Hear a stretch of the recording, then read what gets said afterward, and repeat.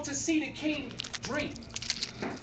But the thing about it is this: King had the dream, and it takes us collectively to keep the dream alive.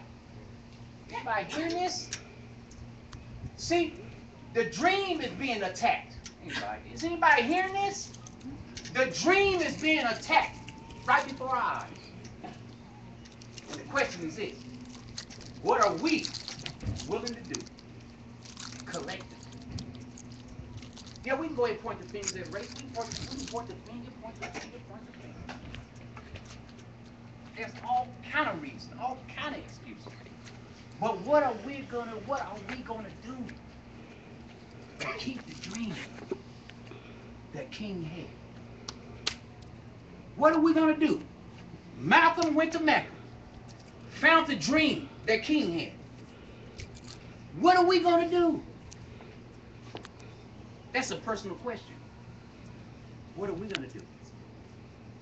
Listen, King said that his dream is deeply rooted in the American dream. That's what he said. He didn't say that. That's what he said. That's what he said. And if this is what makes up America, what are we gonna do? Collectively, what are we gonna do? That's all I know.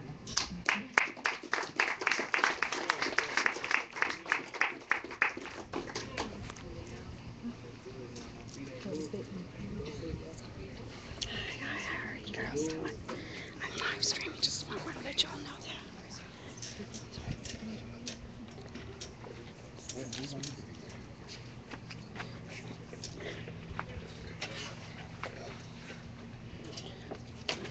Hello.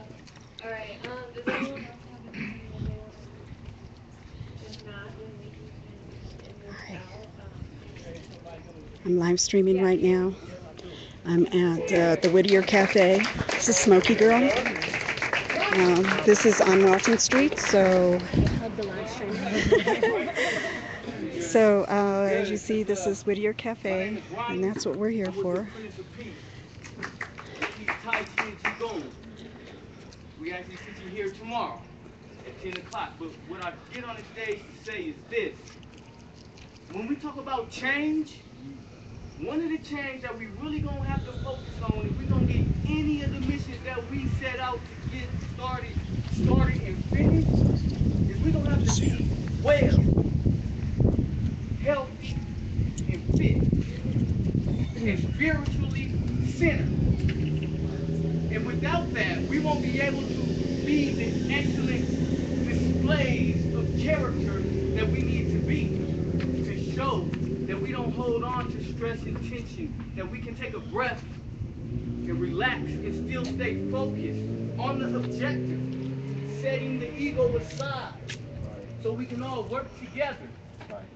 I say in my classes, if we can breathe together, so everybody, what we want to do, stand up.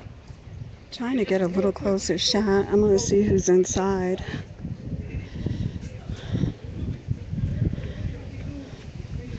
I want to go inside, so I'm going to go inside.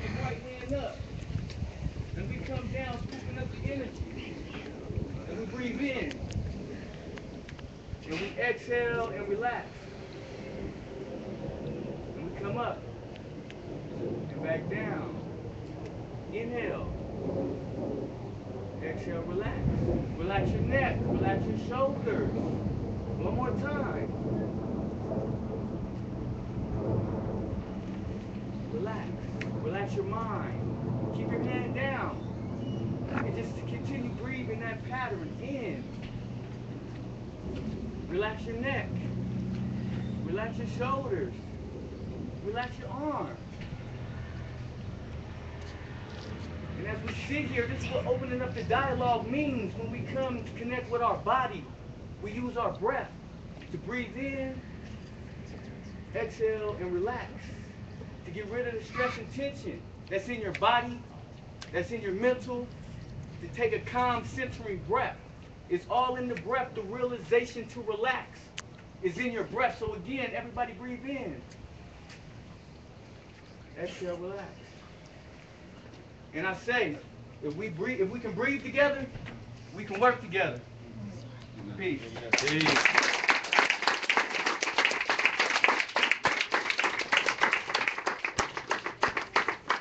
Thank you. Do you want to say something? Okay. Come down. Okay. Felt that I had to do it.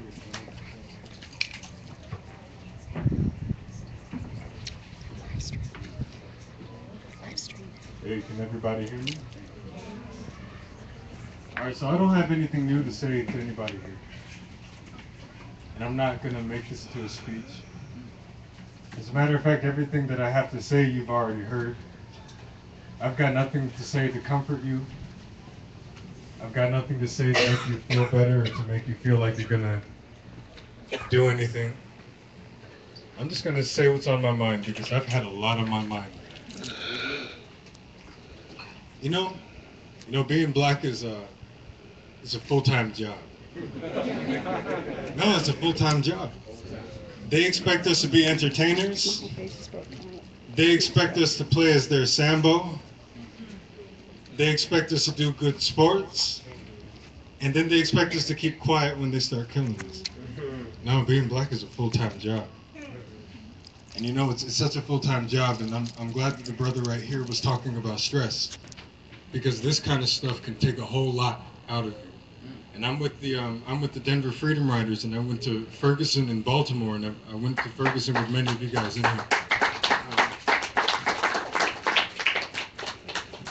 And when you're dealing with this kind of stuff every day, and this is stuff that you don't have any choice but to deal with every day, it weighs down on you. And it weighs down on you in a way that you don't really think about. Like when I got back home from Baltimore, I was watching a movie with a friend, and there was a scene, and I don't even remember what movie. There was a scene, and the main character confronted a row of police officers in riot gear, and I almost had a panic attack, and I had to leave the theater. This kind of stuff sat with me, and I took a lot of Baltimore home with me. Being black is such a full-time job, and it's a job that you can't quit. It's a job that you can't get fired from, no matter how hard some of us try.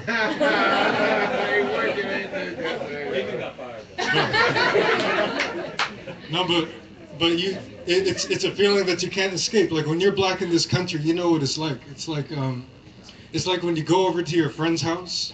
They have all that nice furniture, and you walk in through the door and you don't know whether or not you should take your shoes off. You don't know whether or not you should sit down.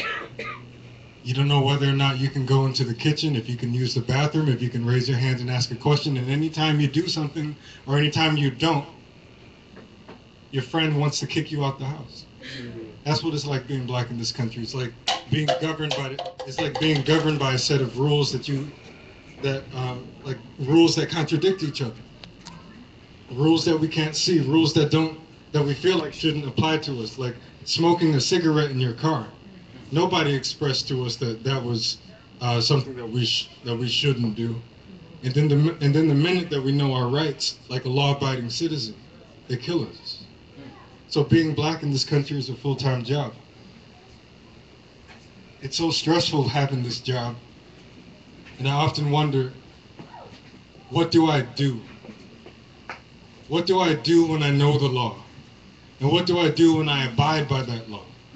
What do I do when I raise my hand and ask a question if I can sit down or if I can stand up, if I can go into the kitchen? What do I do when I'm hungry and I can't get anything to eat? What do I do having this full-time job?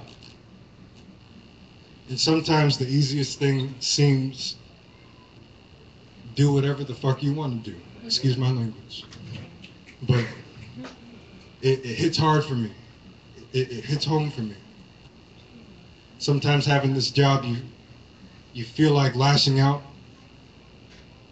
because you know the law sometimes better than the officer enforcing it.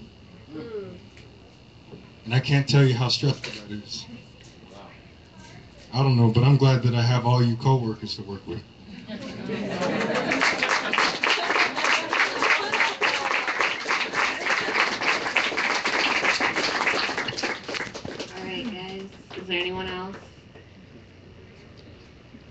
right, I'm gonna end it out. I don't know if you've been to these things, then you kind of know how things are ended out with the Asada chant. So if everyone can rise with your fist in the air.